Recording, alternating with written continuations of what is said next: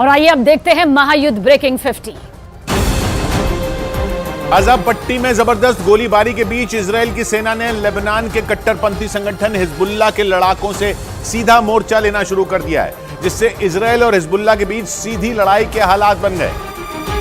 क्योंकि इजराइल की वायुसेना ने हिजबुल्लाह के लड़ाकों को दक्षिणी लेबनान में घुसकर मारा और सबूत के तौर पर एयर स्ट्राइक का वीडियो जारी किया, जिसमें पहले एक ठिकाना उड़ा, फिर दूसरा और फिर तीसरा, जिसके बाद यह सिलसिला यूं ही चलता रहा और दक्षिणी लेबनान में हिजबुल्लाह के ठिकाने एक एक कर राख के ढेर में बदलते रहे। यही नहीं, इजराइल ने एक दूसरा वीडियो भी जारी किया जिसमें उसने कुछ लोगों को टारगेट किया और फिर उन पर बम गिरा दिया। वीडियो में जिन लोगों पर बमबारी की गई वो यहां वहां भागते भी दिखे, लेकिन आखिरकार उन्हें इजराइल ने खत्म कर दिया और जानकारी दी कि उसने यह ऑपरेशन दक्षिणी लेबनान के शुशन इलाके में किया, जहां से हिजबुल्लाह के लड़ाकों ने इजराइल की सेना पर गोले दागे थे, जिसका बदला लेने के लिए इजराइल दक्षिणी लेबनान में घुस गया। ये नहीं, हिजबुल्लाह ने उसके 2 लड़ाकों की मौत की पुष्टि भी की, जिसके बाद इजराइल का उत्तरी और लेबनान का दक्षिणी हिस्सा जंग के मैदान में बदलने लगा, क्योंकि इजराइल की सेना के ऑपरेशन के बाद हिजबुल्लाह ने भी पलटवार किया और खबर आई कि उसने उत्तरी इजराइल में फिर से मिसाइलें दागी, जिसके बाद उत्तरी इजराइल के कई इलाके धुआं धुआं हो गए, क्योंकि वहां 1-2 नहीं बल्कि 10 मिसाइलें गिरी, जिन्हें दक्षिणी लेबनान में बैठे हिजबुल्लाह के लड़ाकों ने दागा। जिसके बाद इजराइल की सेना उत्तरी इजराइल में एक्टिव हो गई। उसके हेलीकॉप्टर सीमा पर निगरानी करते दिखे, जबकि एक दिन पहले ही उसने फरमान जारी किया था कि इजराइल का लेबनान की सीमा से लगने वाला 5 किलोमीटर तक का इलाका खाली किया जाएगा, क्योंकि उत्तरी इजराइल के मेतुला, बेतशेयान, स्फा और तिबेरिया समेत 28 इलाकों पर मिसाइल गिरने का खतरा मंडरा रहा है, क्योंकि हिजबुल्लाह का टारगेट यही इलाके हैं। लेबनान के सबसे करीब मौजूद इजराइल के शहर मेतुला को तो छावनी में बदल दिया गया, जहां लोगों के रहने पर बैन लग गया है।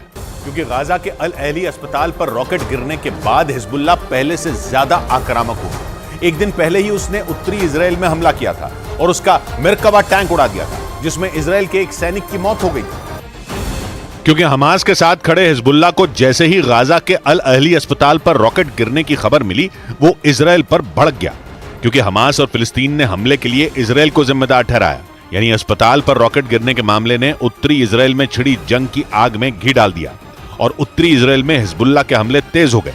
इजरायली सेना के मुताबिक लेबनान सीमा के पास के उसके रोश हनिका इलाके में एंटी टैंक मिसाइलें दागी गईं। यानी अल अहली अस्पताल पर रॉकेट गिरने के बाद उत्तरी इजराइल सुलग उठा और इजराइल के 5 सैनिकों की मौत हो गई, जबकि इजराइल की जवाबी कार्रवाई में हिजबुल्लाह के 13 लड़ाकों की मौत हुई, जिनमें 2 की मौत की खुद हिजबुल्लाह ने पुष्टि की।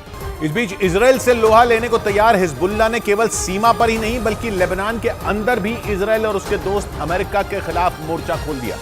लेबनान की राजधानी बेरूत में तो उसके समर्थक हिंसा पर उतारू हो गए और उन्होंने इतना उत्पात मचाया कि लेबनान की सेना को सड़कों पर उतरना पड़ा। लेकिन हिजबुल्लाह समर्थकों को रोकना उसके लिए मुश्किल हो गया, क्योंकि प्रदर्शन करने वालों ने सेना पर फायरिंग तक कर डाली। हमास का साथ देने और इजराइल के खिलाफ गुस्सा दिखाने के लिए ये लोग बेरूत में अमेरिका के दूतावास के बाहर इकट्ठा हुए और देखते ही देखते हिंसा शुरू हो गई, क्योंकि ये लोग सेना से ही भिड़ गए। मारपीट तक की नौबत आ गई और बेरूत की सड़क जंग के मैदान जैसी लगने लगी। हिजबुल्लाह समर्थकों ने मांग की कि बॉर्डर खोल दिया जाए, क्योंकि वो इजराइल में घुसकर गाजा के लोगों का बदला लेना चाहते हैं। लेकिन नारेबाजी से शुरू हुआ प्रदर्शन देखते ही देखते हिंसक हो गया, क्योंकि लेबनान में मौजूद शिया संगठन हिजबुल्लाह इजराइल और अमेरिका के खिलाफ आग उगल रहा है, जबकि अमेरिका ने इजराइल को हिजबुल्लाह से न भिड़ने की सलाह दी।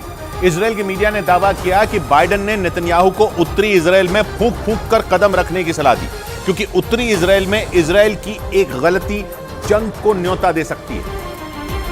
यानी हिजबुल्लाह से जंग लड़ने पर उतारू इजराइल को उसी के दोस्त अमेरिका ने आगाह किया और नसीहत दी कि वो उत्तरी इजराइल में कोई गलती न करे, क्योंकि इजराइल के मीडिया ने दावा किया कि बाइडेन ने उत्तरी इजराइल में बढ़ रहे तनाव पर नेतन्याहू से बात की और उन्हें सलाह दी कि हिजबुल्लाह की गोलीबारी पर इजराइल की सेना संभल कर जवाब दे, क्योंकि लेबनान में इजराइल की एक गलती बहुत बड़े युद्ध का कारण बन सकती है।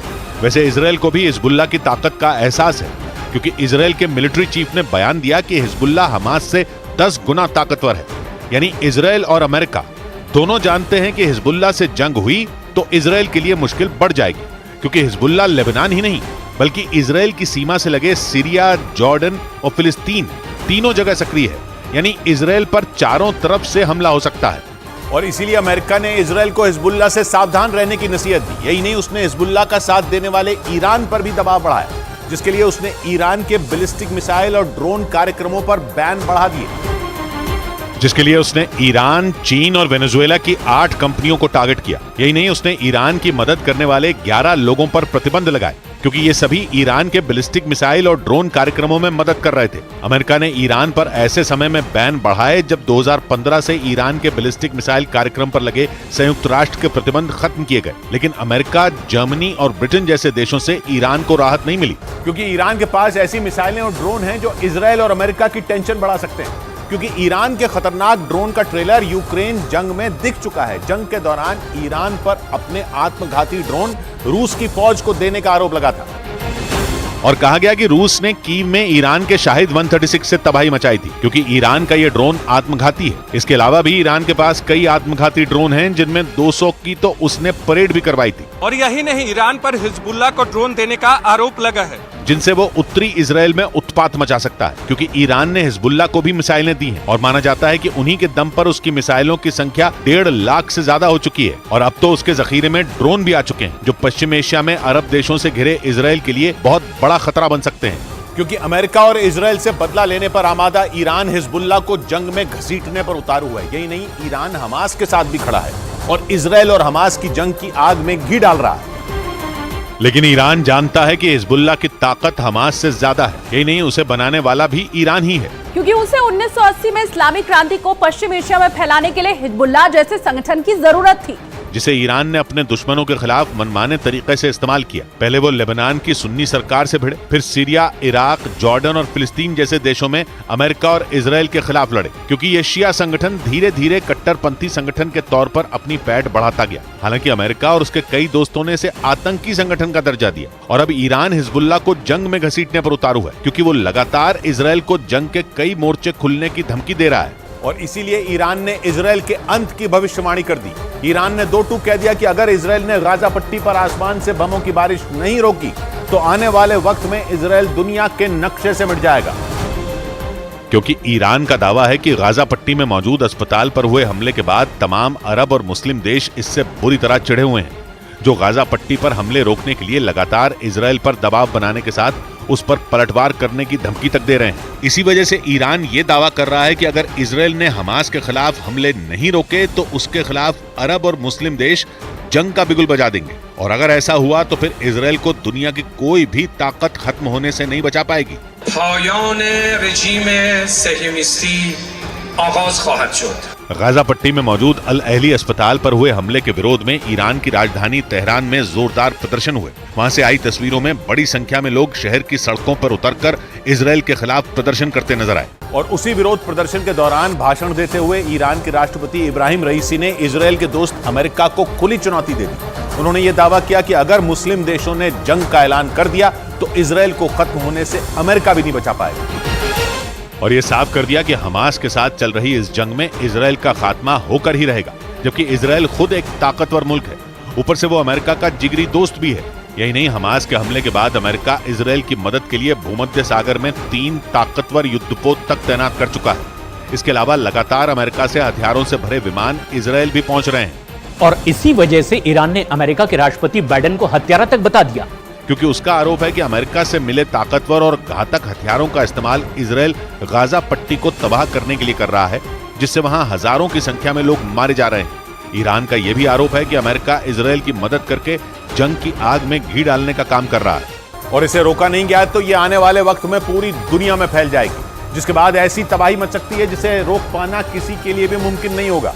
न्यूज एजेंसी रॉयटर्स के मुताबिक गाजा में अस्पताल पर हुए हमले से ईरान बुरी तरह भड़का हुआ है और इसीलिए वो हमास के समर्थन में और इजराइल के खिलाफ बार बार जंग में उतरने की धमकी दे रहा है। क्योंकि 17 अक्टूबर को गाजा पट्टी में मौजूद अल अहली अस्पताल पर हुए हमले से वो बुरी तरह बौखलाया हुआ है। उसका आरोप है कि इजराइल हमास को खत्म करने के नाम पर गाजा पट्टी में मौजूद फिलिस्तीन के बेगुनाह नागरिकों को निशाना बना रहा है। न्यूज एजेंसी रॉयटर्स के मुताबिक गाजा के अस्पताल पर हुए हमले से भड़के ईरान ने इजराइल को एक बार फिर जंग में उतरने की धमकी दे दी और उसने साफ कर दिया कि अगर इजराइल ने गाजा पट्टी पर बमबारी नहीं रोकी तो वो भी जंग में शामिल हो जाएगा, जिससे इजराइल में भयानक तबाही मच सकती है। मतलब ईरान ने इजराइल को सीधी और खुली धमकी दे दी कि वो किसी भी सूरत में गाजा पर हमले बर्दाश्त नहीं करेगा, क्योंकि पिछले 13 दिन से जारी इस जंग में गाजा पट्टी पर यह सबसे बड़ा अटैक माना जा रहा है। और इसीलिए ईरान ने तीसरे विश्व युद्ध की धमकी तक दे दी, क्योंकि इस जंग में न तो हमास हार मानने के लिए तैयार है, न ही इजराइल पीछे हटने के लिए राजी है। और हर गुजरते दिन के साथ ये जंग भीषण और भयानक होती जा रही है। और माना जा रहा है कि अगर इजराइल ने अपना सैन्य अभियान नहीं रोका तो ये जंग तीसरे विश्व युद्ध में बदल सकती है, क्योंकि ब्रिटेन के अखबार डेली मेल की एक रिपोर्ट में यह दावा किया गया कि अगर ईरान जंग में कूदा तो फिर पूरी दुनिया में आग लग जाएगी, या ये कहें कि दुनिया तीसरे विश्व युद्ध की आग में झुलसने लगेगी, क्योंकि ईरान के जंग में उतरने के साथ ही पूरी दुनिया 2 हिस्सों में बढ़ सकती है। और रिपोर्ट के मुताबिक ईरान को रोकने के लिए तमाम पश्चिमी देश अमेरिका के साथ जंग में शामिल हो जाएंगे, जिन्हें टक्कर देने के लिए और ईरान के समर्थन में मुस्लिम और अरब देश भी इजराइल पर टूट पड़ेंगे। और तो और रिपोर्ट में यह भी दावा किया गया कि अमेरिका के कट्टर दुश्मन रूस और चीन भी ईरान का साथ देने के लिए इजराइल के खिलाफ जंग का बिगुल बजा सकते हैं। मतलब ईरान के युद्ध में उतरते ही पूरी दुनिया जंग के मैदान में बदल सकती है। और माना जा रहा है कि ईरान लेबनान के चरमपंथी संगठन हिजबुल्लाह को जंग में उतारने की पूरी तैयारी कर चुका है, इसीलिए वो बार बार इजराइल को हिजबुल्लाह का डर दिखा रहा है। क्योंकि दावा किया जा रहा है कि ईरान का इशारा मिलते ही हिजबुल्लाह इजराइल के खिलाफ जंग में शामिल हो जाएगा। उसका दावा है कि अगर हिजबुल्लाह ने जंग का मोर्चा खोला तो फिर इजराइल में भूकंप आ जाएगा और वहां ऐसी तबाही मचेगी जिसे इजराइल तो क्या अमेरिका भी रोक नहीं पाएगा। क्योंकि हिजबुल्ला एक ऐसा चरमपंथी संगठन है जिसकी ताकत हमास से कई गुना ज्यादा है। और हिजबुल्लाह का दावा है कि उसके पास किसी देश की ही तरह अपनी एक सेना और घातक हथियारों का भंडार है। मिसाइलें, रॉकेट, टैंक और बख्तरबंद गाड़ियों के साथ उसके 1 लाख लड़ाके किसी भी देश की सेना से टक्कर लेने की ताकत रखते हैं। इसलिए ईरान इजराइल को हिजबुल्लाह के हमले का डर दिखा रहा है। दावा यह भी किया जा रहा है कि ईरान हिजबुल्लाह को जंग में उतारने की पूरी तैयारी कर चुका है।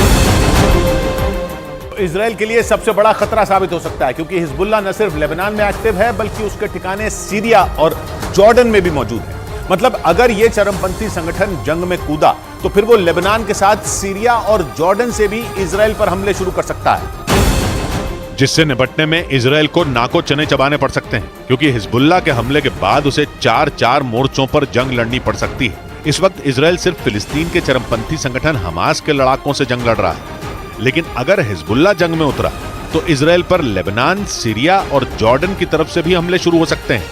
हालांकि लेबनान की तरफ से हिजबुल्लाह रह रहकर हमले कर भी रहा है, क्योंकि 1 रोज पहले ही इजराइल की सेना ने लेबनान बॉर्डर पर हिजबुल्लाह के 5 लड़ाकों को मार गिराने का दावा किया था। उसका आरोप है कि मारे गए हिजबुल्लाह के लड़ाके सीमा पर लगी बाड़ में विस्फोटक लगाने की कोशिश कर रहे थे, जिसका पता चलते ही इजरायली सेना ने उन्हें ढेर कर दिया।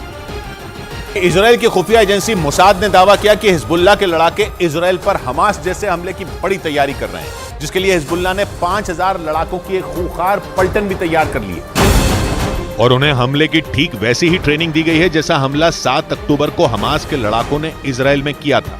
मतलब ये कि इस बार हिजबुल्लाह के लड़ाके जमीन, आसमान और पानी के रास्ते हमला बोलकर इजराइल को दहलाने की फिराक में है।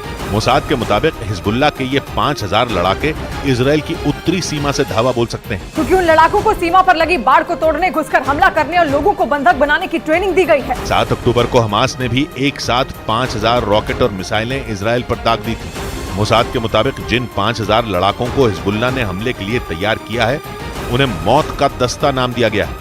हालांकि इजराइल की सेना अपनी उत्तरी सीमा पर हिजबुल्लाह के लड़ाकों को चुन चुन कर ठिकाने लगा रही है। 1 रोज पहले इजराइल की सेना ने हिजबुल्लाह के 5 लड़ाकों को मार गिराने का दावा किया।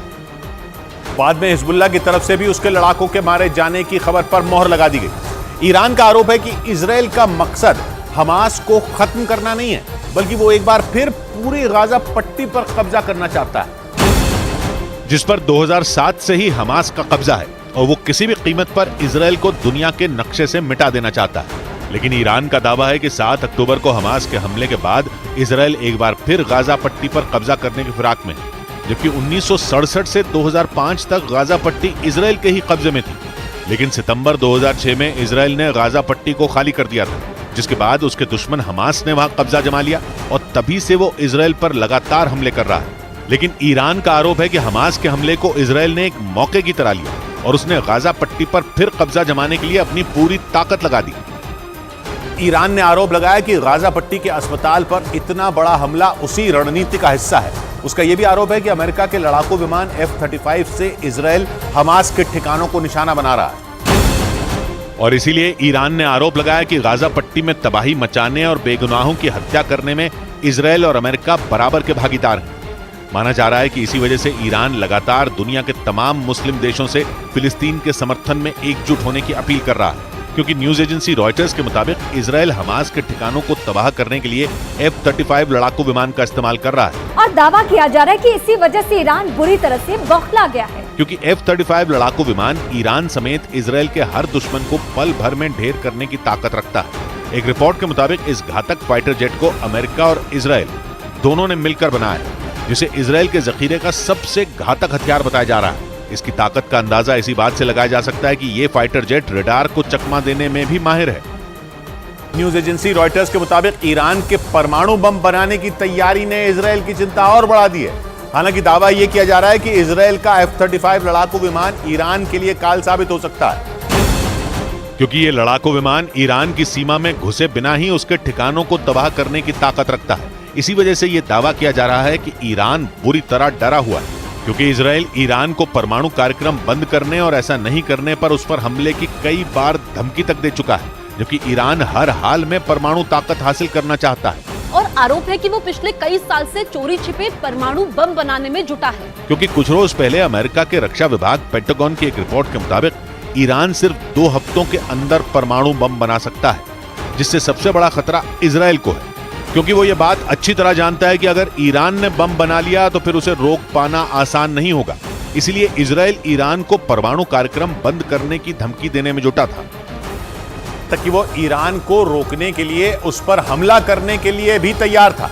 लेकिन दावा किया जा रहा है कि हमास के हमले के बाद सब कुछ उलट गया, क्योंकि माना जा रहा है कि इस जंग के बहाने ईरान इजरायल को सबक सिखाने की तैयारी में जुट गया और इजरायल को दुनिया से मिटाने की रणनीति पर काम करने लगा। पश्चिमी मीडिया के मुताबिक हमास के इजरायल पर हमले के बाद ईरान इसे भुनाने में जुट गया। हालांकि वो पहले से ही इजरायल के खिलाफ हमास और हिजबुल्लाह को एक हथियार के तौर पर इस्तेमाल कर रहा है। आरोप है कि वो इन दोनों चरमपंथी संगठनों को कई साल से फंड देने के साथ घातक और खतरनाक हथियारों की भी सप्लाई करता आ रहा है। लेकिन जैसे ही हमास ने इजरायल के खिलाफ युद्ध छेड़ा, ईरान इसका फायदा उठाने में जुट गया। और न्यूज एजेंसी रॉयटर्स के मुताबिक इसीलिए ईरान हिजबुल्लाह और हमास को उकसाने के साथ खुद भी जंग में उतरने की धमकी दे रहा है। हालांकि माना यह भी जा रहा है कि अमेरिका और इजरायल ईरान के इस पैंतरे को बखूबी समझ रहे हैं और उससे निपटने के लिए उन्होंने तैयारियां भी शुरू कर दी हैं। मतलब अगर ईरान ने जंग में शामिल होने की गलती की तो फिर उसे इजरायल के साथ साथ सुपर पावर अमेरिका का भी कहर झेलना पड़ेगा। अमेरिका ने इजरायल को गाजा में जमीनी हमले के लिए हरी झंडी दे दी। इजरायल से निकलने से पहले अमेरिकी राष्ट्रपति जो बाइडेन ने उसे यह भरोसा दिया। यह जानकारी ब्रिटेन के अखबार डेली मेल ने दी, जिसने हमास और इजरायल के बीच चल रही जंग के भयंकर होने का चांस बढ़ा दिया, क्योंकि इजरायल ने हमास को खत्म करने की कसम खा रखी है और बिना रुके गाजा पर हवाई हमले कर रहा है। दिन हो या रात इजरायल की गाजा में एयर स्ट्राइक जारी है और अब वो जमीनी हमले के लिए भी तैयार है, जिसके लिए उसे बाइडेन से हरी झंडी मिल चुकी है। ये दावा ब्रिटेन के अखबार डेली मेल ने किया। अखबार ने जानकारी दी कि इजरायल दौरे के दौरान बाइडेन ने नेतन्याहू से इस बारे में बात की और दो टूक बोल दिया कि गाजा पर जमीनी हमले के प्लान में अमेरिका इजरायल के साथ है, जिसके बाद खबर आई कि इजरायल की सेना कभी भी गाजा में घुस सकती है। और अब तो बाइडेन ने खुद इजरायल को हमास के खात्मे का ग्रीन सिग्नल दे दिया है। We will not stand by and do nothing again. Not today, not tomorrow, not ever. Hamas से जंग के बीच इजरायल पहुंचे बाइडेन ने तेल अवीव में करीब 8 घंटे बिताए। इस दौरान वो केवल नेतन्याहू से ही नहीं बल्कि उनकी वॉर कैबिनेट के दूसरे सदस्यों से भी मिले। के अलावा उनकी इजरायल के रक्षा मंत्री योआव गलांट से भी मुलाकात हुई, जिन्होंने बाइडेन से खुलकर बोल दिया कि हमास के साथ इजरायल की जंग लंबी खिंच सकती है। बाइडेन और योआव गलांट के बीच हुई बातचीत से जुड़ी ये जानकारी ब्रिटेन के अखबार डेली मेल ने दी, जिसके बाद इजरायल की हमास के खिलाफ चल रही भयंकर जंग के लंबे खिंचने का चांस बढ़ गया, क्योंकि ऐसा किसी और को नहीं बल्कि खुद इजरायल के रक्षा मंत्री योआव गलांट को लगता है। और उन्होंने ये बात बाइडेन को भी बता दिया और दो टूक शब्दों में कह दिया कि लंबे वक्त तक इजरायल को अमेरिकी मदद की जरूरत पड़ सकती है, क्योंकि हमास और इजरायल की जंग लंबी खिंच सकती है। डेली मेल ने अपनी रिपोर्ट में जानकारी दी कि इस बारे में केवल इजरायल के रक्षा मंत्री ही नहीं बल्कि नेतन्याहू के विरोधी बेनी गैंट्स ने भी बाइडेन से चर्चा की और यह आशंका जताई गई कि हमास और इजरायल के बीच युद्ध सालों तक चल सकता है। यानी नेतन्याहू के मंत्री और विरोधी दोनों ने हमास से लंबी जंग की आशंका जताई और उम्मीद जताई कि अमेरिका इजराइल के साथ खड़ा रहेगा। कि हमास और इजराइल की जंग के पहले दिन से ही अमेरिका इजराइल के साथ खड़ा है। यही नहीं, जैसे ही अमेरिका को हमास के इजराइल में खून खराबा करने की खबर मिली, जिसके बाद वो भूमध्य सागर में सक्रिय हो गया और उसने अपने तीन एयरक्राफ्ट कैरियर भूमध्य सागर में भेज दिए, जिनमें अमेरिका का जेरल्ड फोर्ड एयरक्राफ्ट कैरियर भी शामिल है। जेरल्ड फोर्ड को दुनिया का सबसे बड़ा एयरक्राफ्ट कैरियर माना जाता है और इसकी ऊंचाई 76 मीटर है, यानी ये कुतुब मीनार से भी ऊंचा है, जिसकी क्षमता 1 लाख टन से ज्यादा है और इस पर 70 फाइटर जेट एक साथ ले जाए जा सकते हैं। यानी इजराइल की सुरक्षा के लिए अमेरिका ने अपने ताकतवर हथियार भेज दिए। यही नहीं, पहले अमेरिकी विदेश मंत्री एंटनी ब्लिंकन इजराइल पहुंचे और फिर बाइडेन ने भी इजराइल का दौरा किया। हालांकि अमेरिका ने इजराइल को पहले ही बता दिया था कि वो गाजा में आम लोगों को मारने के खिलाफ है और वो ये नहीं चाहता कि इजराइल गाजा पर कब्जा करे। लेकिन बाइडेन ने हमास के खात्मे के लिए इजराइल का साथ देने का वादा किया था और इजराइल दौरे पर उन्होंने ये बात दोहराई। जैसे ही बाइडेन इजराइल से निकले, इजराइल ने गाजा पर हमले तेज कर दिए और हमास के सैकड़ों ठिकानों को बर्बाद कर दिया। हालांकि इस बार भी उसने एयर स्ट्राइक ही की और गाजा पट्टी में हमास के सैकड़ों ठिकानों को निशाना बनाया। इजराइल की सेना ने हमले का वीडियो भी जारी किया, जिसमें गाजा पट्टी में बनी इमारतें ऐसे उड़ते दिखी मानो ज्वालामुखी फटा हो। इजराइल की गाजा पर एयर स्ट्राइक की तस्वीरें फिलिस्तीन ने भी जारी की, जिनमें इजराइल के रॉकेट गाजा में गिरते दिखे। एक रॉकेट गिरने के बाद तो ऐसा धमाका हुआ कि कान के पर्दे फट जाएं। इजराइल की सेना ने दावा किया कि जंग के 13वें दिन उसने हमास के सैकड़ों ठिकानों को खत्म कर दिया, जिनमें हमास के सैन्य ठिकाने, सुरंगें और मिसाइल लॉन्च करने वाली जगहें शामिल थी। लेकिन हमास के ठिकानों को बर्बाद करने के चक्कर में इजराइल ने गाजा को खंडहर में बदल दिया। वहां मकान कम और मलबा ज्यादा दिखा, क्योंकि फिलिस्तीन का कहना है कि इजराइल की मिसाइलों से आम लोगों के ठिकाने भी खत्म हो गए। उत्तरी गाजा तो पूरा का पूरा बर्बाद होने की कगार पर पहुंच गया। अगर इजराइल की सेना गाजा पट्टी में घुस गई तो फिर गाजा में ऐसी बर्बादी हो सकती है जैसी किसी ने सोची भी नहीं होगी, क्योंकि गाजा पट्टी की सीमा पर इजराइल के लाखों सैनिक खड़े हैं, जिनका साथ इजराइल का D9R बुलडोजर देगा, जो इजराइल के लाखों सैनिकों के आगे चलेगा। इजराइल का D9R बुलडोजर 26 फीट लंबा है, जिस पर न तो मिसाइलों और न ही बारूदी सुरंगों का असर पड़ता है, क्योंकि इस बख्तरबंद बुलडोजर पर 15 टन का कवच लगा हुआ है, जो दुश्मन की गोली या मिसाइलों को इजराइल के सैनिकों तक पहुंचने से पहले ही रोक देगा। और अगर कुछ मिसाइलें या गोलियां D9R बुलडोजर को पार कर गईं, तो फिर उनका सामना इजराइल के शक्तिशाली मेरकबा टैंक से होगा, क्योंकि इजराइल के 3 लाख सैनिकों के साथ उसके मेरकबा टैंक भी गाजा में घुसेंगे, जो चलते चलते दुश्मन को उड़ा सकते हैं। मतलब आसमान के बाद गाजा पर जमीन से अटैक हो सकता है, जिसके लिए इजराइल को उसके सबसे पक्के दोस्त अमेरिका का साथ मिल चुका है। हालांकि इजराइल यह हमला कब करेगा ये समय तय नहीं हुआ है, लेकिन इजराइल के तेवर ऐसे हैं कि गाजा में किसी भी समय उसकी सेना घुस जाएगी। दावा किया जा रहा है कि गाजा में घुसने के लिए इजराइल की सेना पूरी तरह तैयार है। पिछले कई दिनों से जमीनी हमले के इंतजार में खड़ी इजराइल की सेना किसी भी वक्त गाजा में घुस सकती है। और इसके बाद गाजा में हमास के लड़ाकों पर कहर टूट पड़ेगा, क्योंकि पिछले 12 दिन से जारी जंग में अभी तक इजराइल ने गाजा पर सिर्फ हवाई हमले ही किए हैं। लेकिन अब इजराइल की जमीनी सेना भी हमास के खूंखार लड़ाकों का काम तमाम करने पहुंचने वाली है, क्योंकि अमेरिका के राष्ट्रपति जो बाइडेन ने भी इजराइल के गाजा पर जमीनी हमले करने को हरी झंडी दे दी। और गाजा पर हमले के लिए इजराइल की जमीनी सेना पहले से ही बॉर्डर पर तैनात है। इजराइल की सेना को अब सिर्फ नेतन्याहू के आदेश का इंतजार है, जिसके बाद हजारों इजरायली सैनिक गाजा पर जमीनी हमला कर वहां खून की नदियां बहाने को तैयार बैठे हैं। यानी हमास और इजराइल की जंग अभी और भयंकर हो सकती है, जबकि पिछले 12 दिन में ही दोनों तरफ के 2000 से ज्यादा लोगों की मौत हो चुकी है।